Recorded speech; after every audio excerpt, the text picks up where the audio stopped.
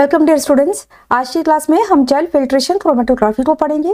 Chromatography एक important topic है आपके प्रैक्टिकल पॉइंट ऑफ व्यू से एंड थ्योरी पेपर के लिए भी। क्रोमेटोग्राफी क्या होती है, ये किस प्रिंसिपल पर काम करती है, इससे कौन कौन से टाइप्स है, इसको हम ऑलरेडी पढ़ चुके हैं। इसके साथ ही हम paper chromatography, thin layer chromatography and column chromatography को भी डिटेल में डिस्कस कर चुके हैं। इन सभी वीडियोस के लिंक डिस्क्रिप्शन बॉक्स में दिए गए। आज की क्लास में हम जेल फिल्ट्रेशन क्रोमेटोग्राफी को डिटेल में डिस्कस करेंगे। तो चलिए स्टार्ट करते हैं अपनी आज की। Gel filtration chromatography column chromatography का ही एक फॉर्म है जिसमें मॉलिक्यूल्स और एनालाइट्स का सेपरेशन इनके साइज या मॉलिक्यूलर वेट के बेसिस पर होता है। जेल फिल्ट्रेशन क्रोमेटोग्राफी को हम gel permission, gel exclusion, size exclusion और मॉलिक्यूलर सीव क्रोमेटोग्राफी और मॉलिक्यूलर एक्सक्लूजन क्रोमेटोग्राफी के नाम से भी जानते हैं। इस टाइप की क्रोमेटोग्राफी में जो स्टेशनरी फेज होती है वो सॉलिड जेल बीड्स होती है एंड मोबाइल फेज हमारी लिक्विड होती है। इस टाइप की क्रोमेटोग्राफी में भी एक कॉलम तैयार किया जाता है। कॉलम क्रोमेटोग्राफी का ही एक फॉर्म है, इसमें भी हम कॉलम तैयार करते हैं। स्टेशनरी फेज में हम जेल बीड्स को फिल कर देते हैं। कॉलम को तैयार करने के बाद हम सैंपल को लोड करेंगे। फर्स्ट टाइम जब जेल फिल्ट्रेशन क्रोमेटोग्राफी परफॉर्म की गई थी तब स्टार्च के बीड्स काम में लिए गए थे। सैंपल में जस्ट सपोज हमने 3 मॉलिक्यूल्स लिए A, B, C, जिनके मॉलिक्यूलर वेट में डिफरेंस है। A का मॉलिक्यूलर वेट हम मान लेते हैं 70 kD है, B का मॉलिक्यूलर वेट 50 kD है एंड C का मॉलिक्यूलर वेट 30 kD है। तो यहाँ पर जो हमारे एनालाइट्स है उनके मॉलिक्यूलर वेट में डिफरेंस है। हम सैंपल को लोड करेंगे, इल्यूशन होने देंगे एंड फ्रैक्शन में हम कलेक्ट करेंगे। फ्रैक्शन हम वॉल्यूम या टाइम के पैरामीटर में कर सकते हैं। फर्स्ट फ्रैक्शन सपोज हमने 5 मिनट का कलेक्ट किया, देन सेकंड फ्रैक्शन हमने कलेक्ट किया 10 मिनट का एंड थर्ड फ्रैक्शन हमने कलेक्ट किया 15 मिनट का। अब हम इनका एनालिसिस करेंगे। तो एनालिसिस करने पर हमने क्या देखा, जो हमारा 5 मिनट का फ्रैक्शन था, 5 मिनट के फ्रैक्शन में एनालाइट A प्रेजेंट है। सेकेंड फ्रैक्शन जो 10 मिनट का था इसमें एनालाइट B प्रेजेंट है एंड थर्ड फ्रैक्शन जो 15 मिनट पर किया गया कलेक्ट, इसमें एनालाइट C प्रेजेंट है। तो यहाँ पर एक रिजल्ट निकल कर आया कि जेल फिल्ट्रेशन क्रोमेटोग्राफी को जब हम परफॉर्म कराते हैं तो जो अर्ली फ्रैक्शन होते हैं उसमें वो सैंपल होता है, वो मॉलिक्यूल होता है जिसका मॉलिक्यूलर वेट ज़्यादा है। ठीक है, मॉलिक्यूलर वेट जिनका ज़्यादा होता है वो पहले के फ्रैक्शन में इल्यूट आउट हो जाते हैं एंड जिनका मॉलिक्यूलर वेट कम होता है वो बाद के फ्रैक्शन में इल्यूट आउट होते हैं। तो सबसे पहले हमारे को कंपोनेंट A मिलेगा, देन हमको B मिलेगा, देन हमको C मिलेगा। क्योंकि बच्चों मॉलिक्यूलर वेट जो होता है आप जानते होंगे, मॉलिक्यूलर वेट प्रोपोर्शनल होता है साइज के। ठीक है, जिसका मॉलिक्यूलर वेट ज़्यादा है इसका मतलब उसका साइज ज़्यादा है ना। तो यहाँ पर जो A हमारा मॉलिक्यूल है, जो A हमारा कंपोनेंट है, इसका मॉलिक्यूलर वेट ज़्यादा, इसका मतलब इसका साइज भी ज़्यादा है। ठीक है, तो ऐसे एनालाइट या ऐसे मॉलिक्यूल्स जिनका साइज बड़ा होता है वो पहले के फ्रैक्शन में इल्यूट आउट हो जाते हैं और जिनका साइज छोटा होता है, जिनका मॉलिक्यूलर वेट कम होता है, वो बाद के फ्रैक्शन में इल्यूट आउट होते हैं। ये जो क्रोमेटोग्राफी है आजकल वाइडली यूज में ली जा रही है प्रोटीन्स के सेपरेशन में, न्यूक्लिक एसिड के सेपरेशन में, कार्बोहाइड्रेट्स पॉलीमर्स के सेपरेशन में, जिनमें मॉलिक्यूलर वेट में डिफरेंस होता है और आसानी से हम कम समय में, बहुत ही चीप है ये टेक्निक, इसका यूज करके हम आसानी से अपने बायोमोलिक्यूल्स का सेपरेशन कर सकते हैं। अब हम इसके प्रिंसिपल को समझते हैं। जेल फिल्ट्रेशन क्रोमेटोग्राफी, जिसको हम जेल परमिशन क्रोमेटोग्राफी भी कहते हैं, जिसको हम साइज एक्सक्लूजन क्रोमेटोग्राफी भी कहते हैं, इसका मैं रीजन आपको बताऊंगी कि हम ऐसा इसको क्यों कहते हैं। इससे पहले प्रिंसिपल को समझते हैं। यहाँ पर जो हमारी स्टेशनरी फेज होती है वो सॉलिड जेल के बीड्स होते हैं। ये जो बीड्स जब किसी ऑर्गेनिक सॉल्वेंट या वाटर के कांटेक्ट में आते हैं तो स्वेल अप हो जाते हैं, फूल जाते हैं।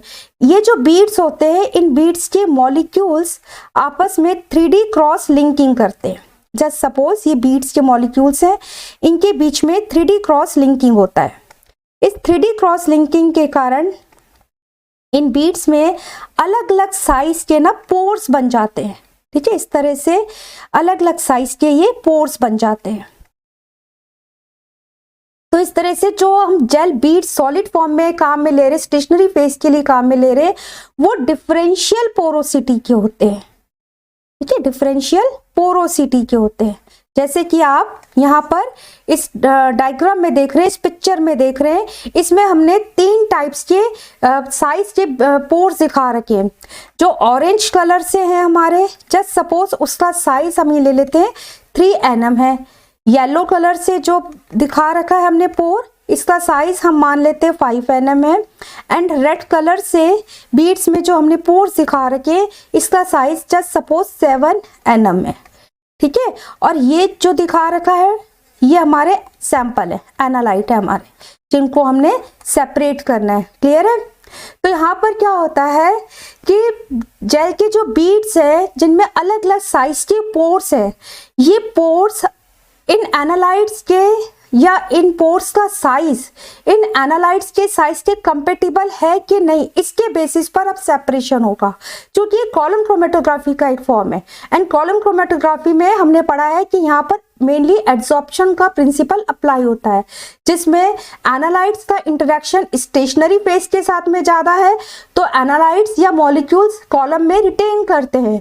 अगर एनालाइट्स का इंटरेक्शन मोबाइल फेज के साथ में ज़्यादा है तो वो मोबाइल फेज के साथ में जल्दी से इल्यूट आउट हो जाएंगे। तो सेम यही प्रिंसिपल यहाँ पर अप्लाई होता है। ठीक है, ये जो हमारे एनालाइट्स है, अगर इनका साइज इन बीड्स में जो पोर्स हैं जो कि अलग अलग साइज के होते हैं, इनसे कंपेटिबल है, तो क्या होगा, ये जो एनालाइट्स है इन पोर्स में पास आउट होंगे। ठीक है, इन पोर्स में एंटर करेंगे। ठीक है, और जितने ज़्यादा ये पोर्स में एंटर करेंगे उतना ज़्यादा ये बीड्स में रिटेन रहेंगे, उतना ज़्यादा स्टेशनरी फेज के साथ में इंटरेक्ट करेंगे। तो इस तरह से जेल फिल्ट्रेशन क्रोमेटोग्राफी में जो सेपरेशन होता है वो डिपेंड करता है बीड्स के पोर साइज के ऊपर। ठीक है, अगर स्मॉलर साइज का हमारे एनालाइट्स हैं तो ये क्या करेंगे, ये पोर्स में एंटर करेंगे, पोर्स में पेनिट्रेट होंगे और एक पोर से दूसरे पोर, दूसरे से तीसरे, इस तरह से मूव करते हुए एक बीड से फिर दूसरे बीड, ठीक है, दूसरे से फिर तीसरी बीड से मूव करते हुए ये बाहर इल्यूट आउट होंगे। ठीक है, तो इनको टाइम लग रहा है क्योंकि ये अलग अलग पोर्स में एंटर करते हुए बाहर की तरफ आ रहे, इनका इल्यूशन हो रहा है। लेकिन ऐसे एनालाइट्स जिनका साइज बड़ा है, लार्ज साइज के हमारे मॉलिक्यूल्स है, जिनका पोर साइज से भी बड़े साइज के हैं, जैसे कि जस्ट सपोज यहाँ पर ये जो हमारा एनालाइट दिखा रखा है, इसका साइज हम मान लेते हैं 9 nm है। ठीक है, तो बीड्स में 9 nm साइज के पोर्स ही नहीं, तो ये वाला जो हमारा एनालाइट होगा ये किसी भी पोर में एंटर नहीं करेगा। इसका मतलब क्या है कि स्टेशनरी फेज के साथ में इंटरेक्ट नहीं करेगा, इसका इंटरेक्शन मोबाइल फेज के साथ में ज़्यादा होगा। तो ये मोबाइल फेज के साथ में ही बिना स्टेशनरी फेज में, बिना बीड्स में एंटर किए ये बाहर इल्यूट आउट हो जाएगा। ठीक है, तो इसके इल्यूशन में कम समय लगेगा, ये फर्स्ट इल्यूट आउट हो जाएगा। तो इस तरह से जो जेल फिल्ट्रेशन क्रोमेटोग्राफी होती है उसमें जो बड़े साइज के मॉलिक्यूल्स होते हैं जिनके कंपेटिबल पोर्स नहीं होते बीड्स के पास में, वो तो फर्स्ट इल्यूट आउट हो जाते हैं। और जो छोटे साइज के मॉलिक्यूल्स होते हैं, एनालाइट्स होते हैं, जिनके कंपेटिबल बीड्स में पोर्स होते हैं, वो इन पोर्स में एंटर करते हुए एक बीट से दूसरी बीट से एंटर करते हुए, पास होते हुए बाहर इल्यूट आउट होते हैं। तो ये ज़्यादा समय तक कॉलम में रिटेन रहते हैं, ज़्यादा समय तक कॉलम में बने रहते हैं, तो इसलिए बाद के फ्रैक्शन में मिलते हैं। जस्ट सपोज हमने यहाँ पर एक कॉलम तैयार किया, ये हमने अपना एक कॉलम लिया और इसमें हमने बीड्स को फिल कर दिया। अब कौन से जेल बीड्स लेने हैं ये डिपेंड करेगा हमारे एनालाइट्स के ऊपर। आजकल मार्केट में कई तरह के बीड्स मिलते हैं जिनकी exclusion limit and fractionation limit अलग अलग होती है, दे रखी होती है। हमारे एनालाइट क्या है, इसके ऊपर हम अपने स्टेशनरी फेज का सिलेक्शन करते हैं।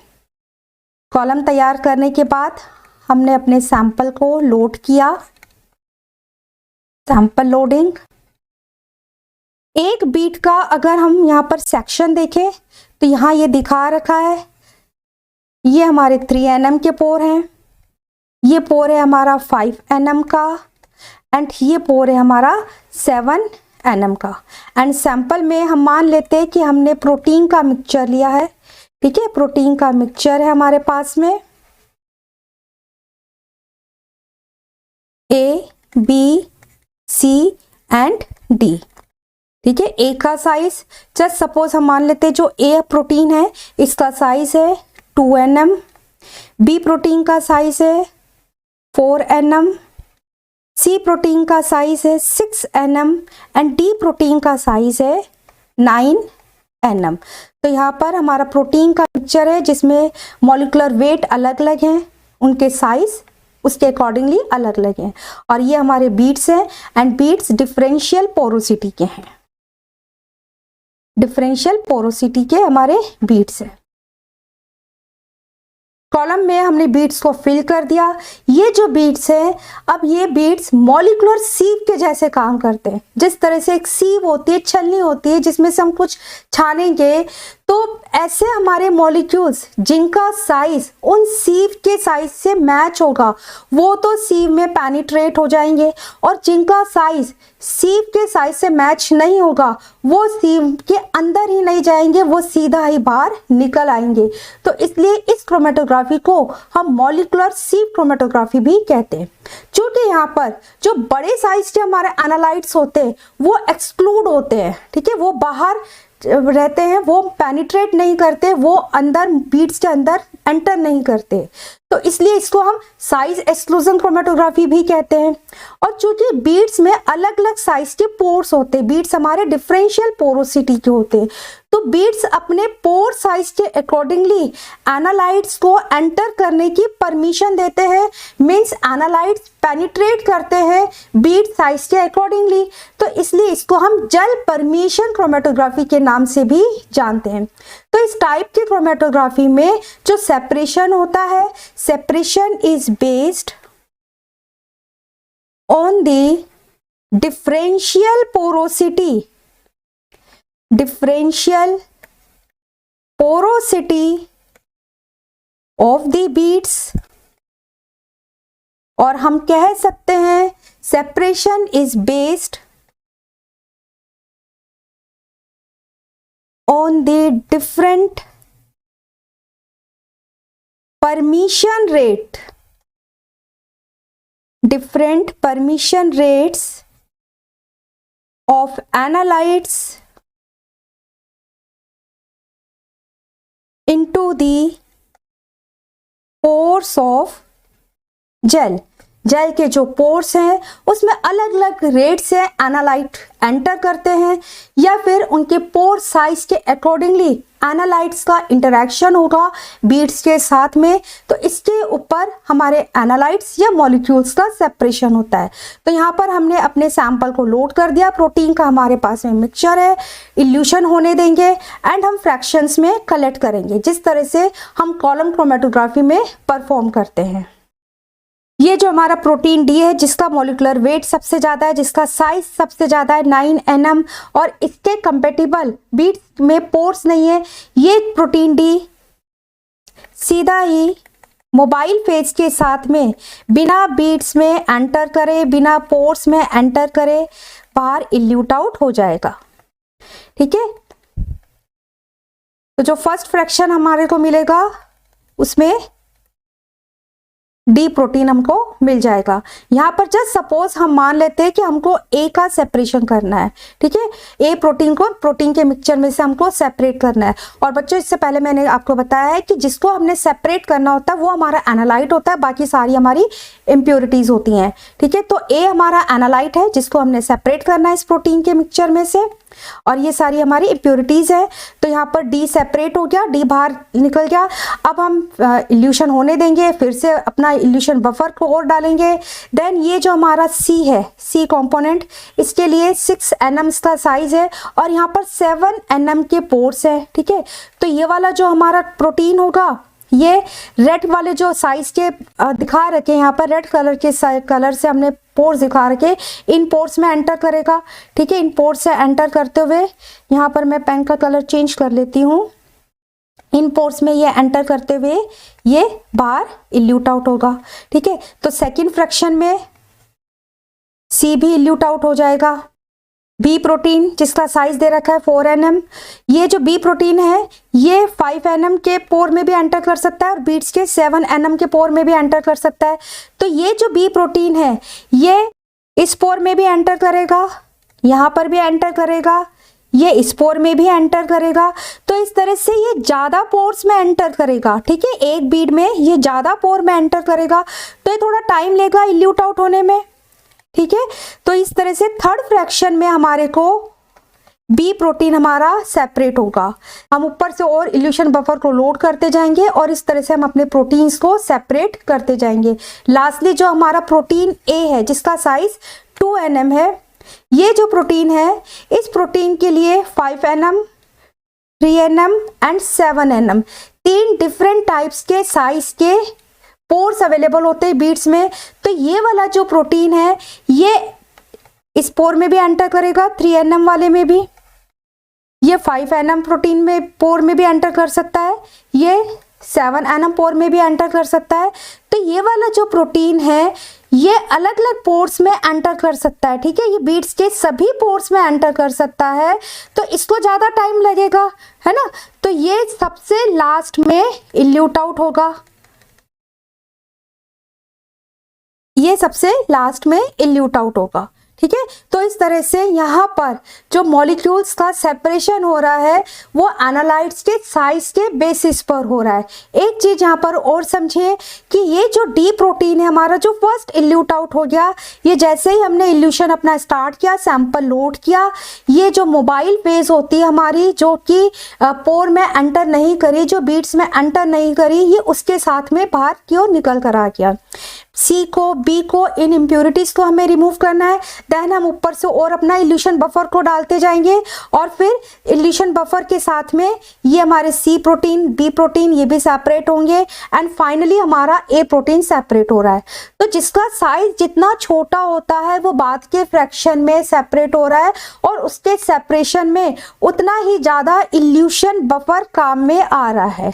ठीक है, इल्यूशन बफर उतना ज्यादा लग रहा है और जो अर्ली फ्रैक्शन में सेपरेट हो गया उसके लिए इल्यूशन बफर कम लग रहा है। ठीक है, जब हम अपना कॉलम तैयार करते हैं तो हमारी जो स्टेशनरी फेज होती है जो कि यहाँ पर जेल बीड्स है, इसको हम ऑर्गेनिक सॉल्वेंट जिसको हमने अपने मोबाइल फेज के जैसे काम में लेना है उसके साथ में मिक्स करके इसकी स्लरी तैयार कर लेते हैं। ठीक है, और इसको कॉलम में फिल करते हैं। जस्ट सपोज ये हमारा बीड है, ठीक है, और मोबाइल फेज हमारी, कुछ मोबाइल फेज हमारी पोर्स में एंटर करती है, मीन्स बीड्स में एंटर करती है। ये बीड्स के अलग अलग साइज के पोर्स है। ठीक है, तो जो मोबाइल फेज हमारी बीड में एंटर कर जाती है, जस्ट सपोज ये हमारी मोबाइल फेज ये बीड में एंटर कर गई है। ठीक है, पोर्स में एंटर कर गई है। तो ऐसा मोबाइल फेस का वॉल्यूम जो कि बीट्स के साथ में इंटरेक्ट कर जाता है, बीट्स में एंटर करता है या हम कह सकते हैं पोर्स में एंटर करता है, उस मोबाइल फेस के वॉल्यूम को हम VI कहते हैं। ठीक है, VI, या इसको हम इंटरनल वॉल्यूम भी कहते हैं और इसको हम पोरस वॉल्यूम भी कहते हैं, porous volume of mobile phase. तो इसके साथ ही मोबाइल फेस का हमारा ऐसा वॉल्यूम जो कि बीड में एंटर नहीं करता, जो कि बीड्स के बाहर रहता है। ठीक है, इस तरह से बीड्स के बाहर रहता है। यहाँ पर अगर हम देखें तो ये बीड्स के बाहर है। ठीक है, मोबाइल फेस का हमारा ऐसा वॉल्यूम जो कि पोर्स में एंटर नहीं करा है, जो कि इसके बाहर है। स्टेशनरी फेस के चारों ओर होता है, एंटर नहीं करता, उसको हम कहते हैं वॉइड वॉल्यूम।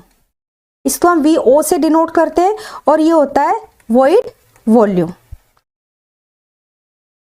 या इसको हम आउटर वॉल्यूम भी कहते हैं, outer volume of mobile face. Clear है? एंड हम फ्रैक्शन में अपने एनालाइट्स को कलेक्ट कर रहे हैं।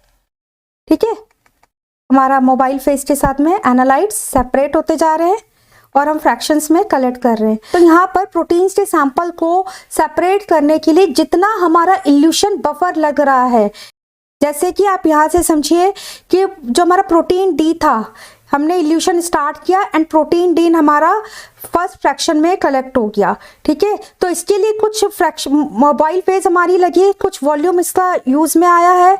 तो जो वॉल्यूम यूज में आता है, फ्रैक्शन में कलेक्ट होता है, उसको हम VE से डिनोट करते हैं। प्रोटीन C है, प्रोटीन B है, प्रोटीन A है। तो यहाँ पर हम इल्यूशन बफर अपना ऊपर से लोड करते जा रहे हैं, डालते जा रहे हैं, और हमारा जैसे जैसे फ्रैक्शंस हम कलेक्ट कर रहे हैं उसके अकॉर्डिंगली हमारा प्रोटीन्स भी सेपरेट हो रहे हैं। तो जो VE होता है, VE होता है हमारा elute out volume, elute out volume. ठीक है, ये हमारे को ये बताता है कि अलग अलग कंपोनेंट्स के सेपरेशन में कितना अमाउंट रिक्वायर्ड है सेपरेट करने के लिए। So VE tell us the amount required to separate the एनालाइट्स।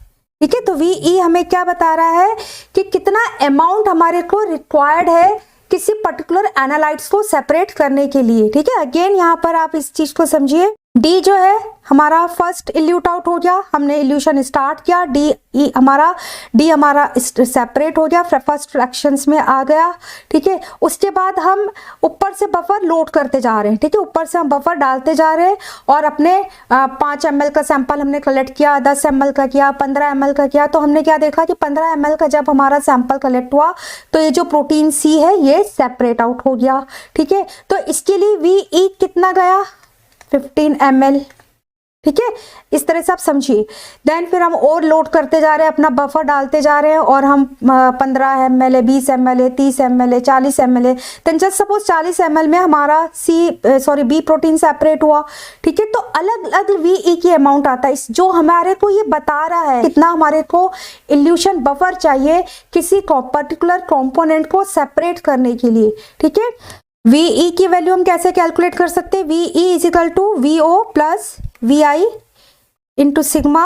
आपकी बुक में VO plus VI into KD भी लिखा आ सकता है। सिग्मा और KD पार्टीशन कोफिशिएंट होते हैं। Partition coefficient is the ratio of solute in stationary phase and in mobile phase. ठीक है, स्टेशनरी फेज में सॉल्यूट का अमाउंट कितना है एंड मोबाइल फेज में सॉल्यूट का अमाउंट कितना है, इसका जो रेशियो होता है वो KD होता है। अगर स्टेशनरी फेज के साथ में इंटरेक्शन ज़्यादा है तो KD की वैल्यू हाई आती है। ठीक है, KD की वैल्यू हाई कब होती है, हाई KD वैल्यू जब इंटरेक्शन स्टेशनरी फेज के साथ में ज़्यादा होगा। ये सब हम कॉलम क्रोमेटोग्राफी में पढ़ चुके हैं। ठीक है, तब इस KD की वैल्यू हाई आएगी। इसका मतलब ऐसे एनालाइट्स जो कि बीट्स में एंटर करते हैं या जिनका साइज छोटा होता है, जिनके कंपेटिबल पोर्स होते हैं, वो एनालाइट्स बीट में एंटर करते हैं तो उनके लिए KD की वैल्यू हाई आती है। और ऐसे एनालाइट्स जो कि बड़े साइज के होते हैं, जिनके लिए कंपेटिबल पोर्स नहीं होते बीट्स में, तो उनके लिए KD की वैल्यू लेस आती है। तो लेस KD की वैल्यू आपको बताती है इंटरेक्शन मोबाइल फेज के साथ में ज़्यादा है। ठीक है, इंटरेक्शन मोबाइल फेज के साथ में ज़्यादा है। तो अगर बच्चों आपको किसी कंडीशन में दे रखा है, ठीक है, KD की वैल्यू 0 दे रखी है, इसका मतलब क्या है, KD की वैल्यू 0 दे रखी है। अब फॉर्मूला देखिए, VO plus VI into KD is equal to है VE। ठीक है, तो KD की वैल्यू 0 दे रखी है तो इसका मतलब है VE इज इक्वल टू हो जाएगा VO। इसका मतलब है कि ऐसे एनालाइट्स जिनके लिए KD की वैल्यू 0 आती है वो पोर्स में एंटर नहीं करते। ठीक है, वो मोबाइल फेज के साथ में ही जब हम इल्यूशन कराएंगे तो इल्यूट आउट हो जाएंगे। क्लियर है। और ऐसे एनालाइट्स जिनके लिए KD की वैल्यू 1 दे रखी है, केडी की वैल्यू 1 होगी तो इसका मतलब क्या है, V E is equal to V O plus V I होगा। इसका मतलब है कि इन एनालाइट्स को सेपरेट करने के लिए जो वॉइड वॉल्यूम होता है वो तो लगेगा ही, है ना। यहाँ पर इन एनालाइट्स को हमें सेपरेट करना है जिनके लिए केडी की वैल्यू 1 हमारे को दे रखी है, तो यहाँ पर वॉइड वॉल्यूम तो लगेगा ही, लेकिन इसके साथ में internal volume we I volume की भी जरूरत होती है। इसका मतलब ये एनालाइट्स पोर्स में पास होते हैं, ठीक है, ये पोर्स में पास होते हुए सेपरेट होंगे। अगर केडी की वैल्यू हमारे को 1 से ज़्यादा दे रखी है तो इसका मतलब है कि जो एनालाइट्स है वो स्ट्रांगली इंटरैक्ट कर रहे हैं, ठीक है, स्ट्रांगली इंटरैक्ट कर रहे हैं स्टेशनरी फेज के साथ में। इसका मतलब वो ज़्यादा पोर्स में एंटर कर रहे हैं और उनको सेपरेट करने के लिए हमें वी आई वॉल्यूम से भी ज़्यादा वॉल्यूम का इल्यूशन बफर डालना होगा, मीन्स वो बाद में सेपरेट आउट होंगे। तो इस तरह से आपको कंडीशंस दे रखी होती हैं, आपके जो एग्जाम्स में आपका कंडीशंस दे रखी होती हैं। आप इस फॉर्मूले को याद रखिएगा, V E is equal to होता है V O plus V I into K D, और सिग्मा भी दिया जा सकता है। अगर हमको के डी की वैल्यू निकालनी हो तो हम कैसे निकालेंगे, K D is equal to V E minus V O upon V I, ठीक है। इस फॉर्मूले से हम के डी की वैल्यू निकाल सकते हैं आसानी से। तो यहाँ पर बच्चों एक चीज आपकी क्लियर हो गई, जेल फिल्ट्रेशन क्रोमेटोग्राफी में जो सेपरेशन होता है वो साइज और मॉलिक्यूलर वेट के बेसिस पर होता है। तो के D is inversely proportional to the size और inversely proportional to the molecular weight, ठीक है। जिनका मॉलिक्यूलर वेट ज्यादा होगा उनके लिए केडी की वैल्यू कम आएगी, केडी की वैल्यू कम आ रही है, इसका मतलब जो एनालाइट्स हैं वो हमारे बड़े साइज के हैं।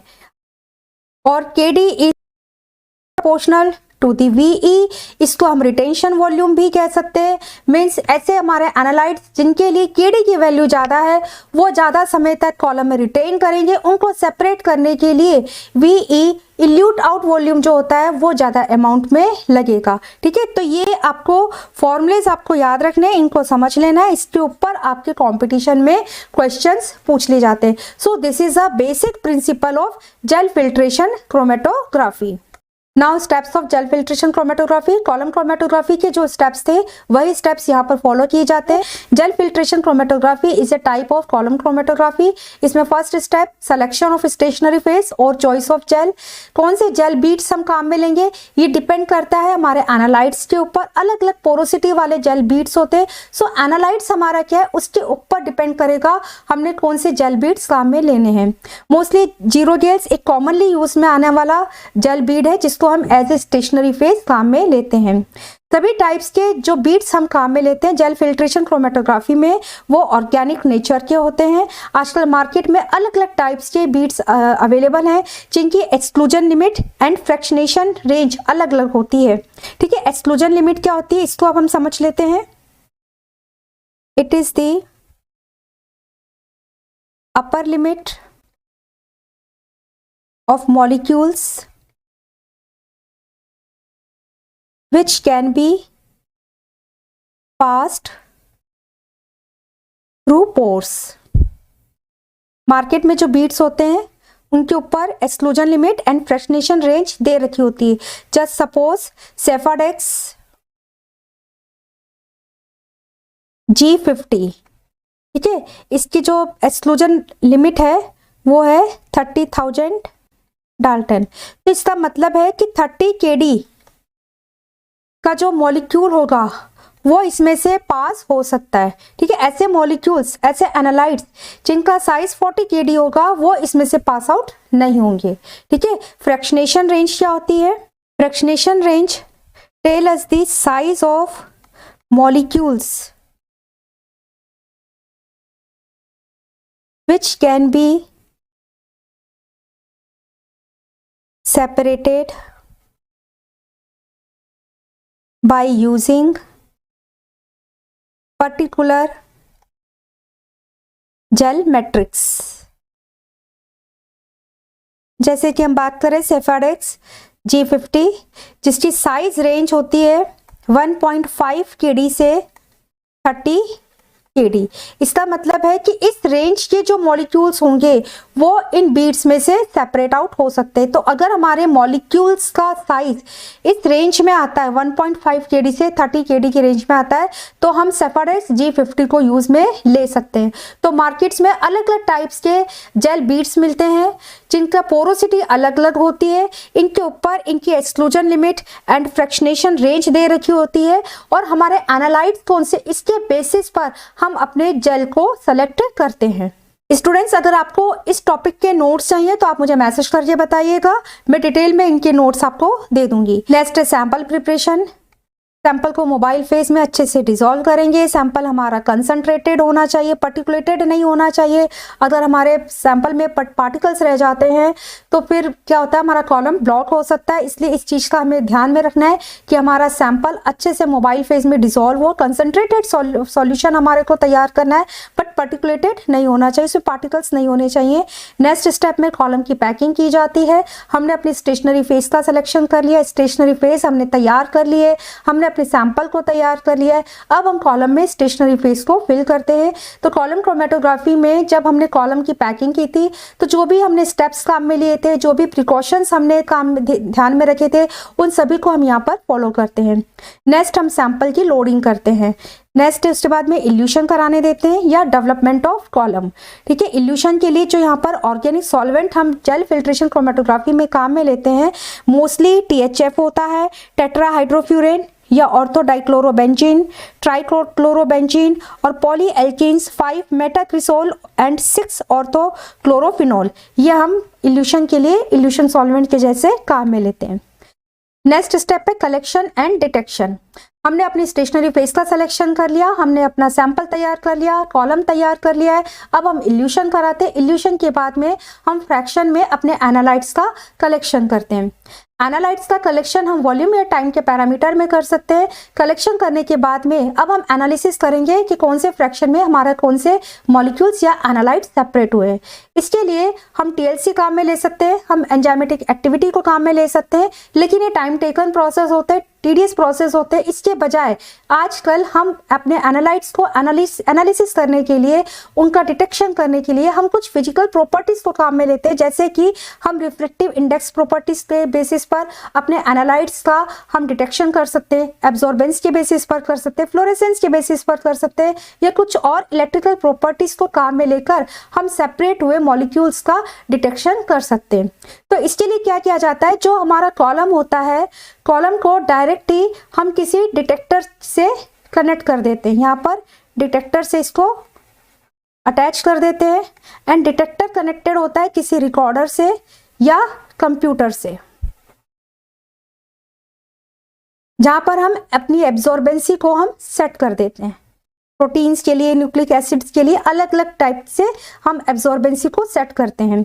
ये जैसे डायग्राम में दे रखा है, सेटअप बता रखा है, कॉलम है, कॉलम सीधा ही अटैच है डिटेक्टर से। तो अब क्या होगा, हम डिटेक्टर में हमारा एनालाइट पास होगा, ठीक है, हमारा मोबाइल फेस डिटेक्टर में हमारा एनालाइट पास होगा एंड यहाँ पर रिकॉर्डर पर उसकी एब्जॉर्बेंसी पीक की फॉर्म में दिखाई देगी। ठीक है, इसको अब हम ऐसे ग्राफ से समझते हैं। ग्राफ में एक्स एक्सिस पर हम वॉल्यूम या रिटेंशन वॉल्यूम ले लेते हैं। ठीक है, ये हमारी 0 है, 2 ml, 4 ml, 6 ml, 8 ml, 10 ml। इस तरह से एक्स एक्सिस पर हमने अपना वॉल्यूम ले लिया, इल्यूट आउट वॉल्यूम। अगर हम टाइम के पैरामीटर में कर रहे हैं तो हम टाइम यहाँ पर ले लेंगे एक्स एक्सिस पर, एंड वाई एक्सिस पर हमने एब्जॉर्बेंसी को सेट कर दिया। ये एब्जॉर्बेंसी है। अब कॉलम से सीधा ही इल्यूशन हो रहा है। ठीक है, तो जो स्ट्रेट लाइन आ रही है, स्ट्रेट लाइन ये दिखा रही है कि अभी कोई एनालाइट नहीं आया। ठीक है, 0 ml से 2 ml, 4 ml तक गया, कोई एनालाइट नहीं, लेकिन अचानक से ऐसे पीक आती है। तो पीक का आना क्या दिखा रहा है कि एनालाइट है। ठीक है, और एनालाइट की जो पीक हाइट है ये उसकी एब्जॉर्बेंसी के अकॉर्डिंगली होगी। ठीक है, एब्जॉर्बेंसी के अकॉर्डिंगली ये पीक जाएगी, देन अगेन पीक नीचे आई, अगेन यहाँ पर स्ट्रेट लाइन आ रही है, देन फिर से हमारे को एक पीक मिल रही है। ठीक है, इस तरह से फिर एक पीक मिली।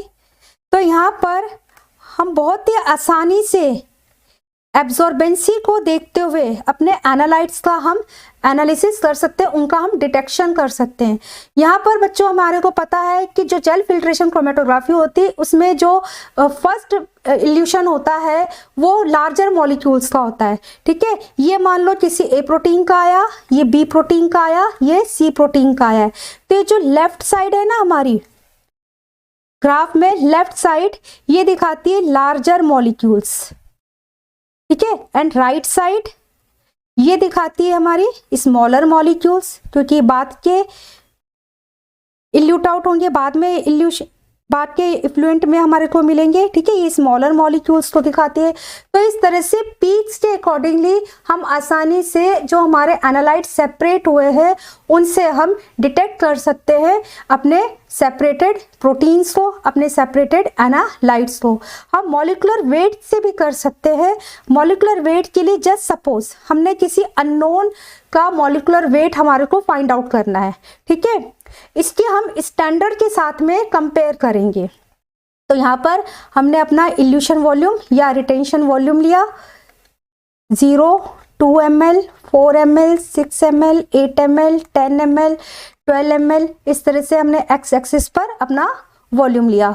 और जो वाई एक्सिस होता है यहाँ पर हमने मॉलिक्यूलर वेट का लॉग लिया है। ठीक है, स्टैंडर्ड मॉलिक्यूल्स के मॉलिक्यूलर वेट का लॉग लिया। तो यहाँ पर ये 10 kd है, 15 kd, 20 kd, 25, 30, 35, 40। ठीक है, इस तरह से हमने मॉलिक्यूलर वेट का लॉग यहाँ पर लिया है। ठीक है, log of molecular weight of standard. किसी अननोन का अगर हमारे को फाइंड आउट करना है उसका मॉलिक्यूलर वेट कितना है, तो हम क्या करेंगे, स्टैंडर्ड लेंगे एंड अननोन का मॉलिक्यूलर वेट को कैलकुलेट करेंगे कंपेयर करके। तो जब हम log of molecular weight and retention volume के साथ में ग्राफ को प्लॉट करते हैं तो इस तरह से बच्चों एक स्ट्रेट लाइन आती है, इस तरह से स्ट्रेट लाइन आती है। ये मान लो किसी ए का है, ये बी का है, ठीक है, ये सी का है, और यहाँ पर ये किसी अननोन प्रोटीन का है। ठीक है, ये अननोन प्रोटीन का है। तो ए का मॉलिक्यूलर वेट इतना आ रहा है और कितने वॉल्यूम पर, ये 2 ml पर। ठीक है, बी का मॉलिक्यूलर वेट 30 kd हमारे को पता है और ये 4 वॉल्यूम पर ये हमारे को सेपरेट हुआ है। ठीक है, सी का मॉलिक्यूलर वेट 15 kd है और ये 8 ml इसका रिटेंशन वॉल्यूम है, इस पर ये सेपरेट हुआ है। ठीक है, तो जितना ज़्यादा जिसकी VE की वैल्यू होगी या RV की वैल्यू होगी, ये हमने पढ़ लिया, जितनी ज़्यादा इसकी हाई वैल्यू होगी इसका मतलब है उतना वो स्मॉलर मॉलिक्यूल होगा।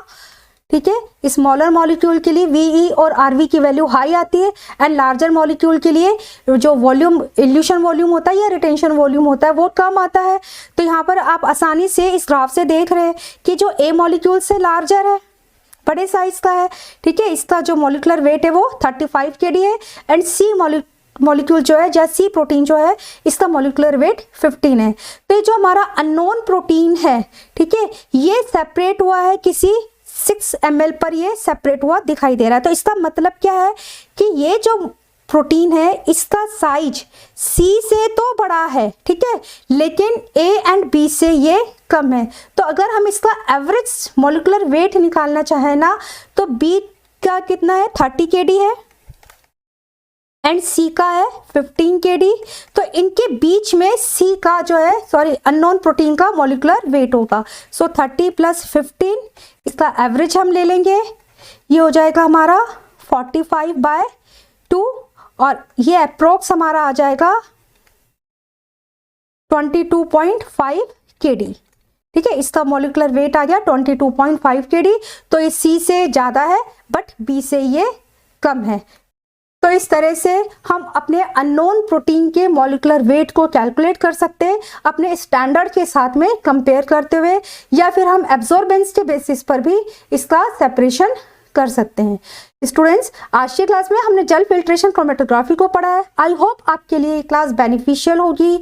आपको जेल फिल्ट्रेशन क्रोमेटोग्राफी क्या है, इसका प्रिंसिपल क्या है, किस तरह से हम इसको परफॉर्म करते हैं, एनालिसिस कैसे करते हैं, ये चीज़ें आपको समझ में आई होंगी। अगर आपको इसके नोट्स चाहिए तो उसके लिए आप मुझे मैसेज करिए, मैं आपको PDF प्रोवाइड करा दूंगी। डिस्क्रिप्शन में मेरा नंबर दे रखा है, आप मुझे मेरे व्हाट्सएप पर मैसेज कर सकते हैं। नेक्स्ट क्लास में हम आयन एक्सचेंज क्रोमेटोग्राफी को पढ़ेंगे। चैनल को सब्सक्राइब करना मत भूलें। Thank you so much students.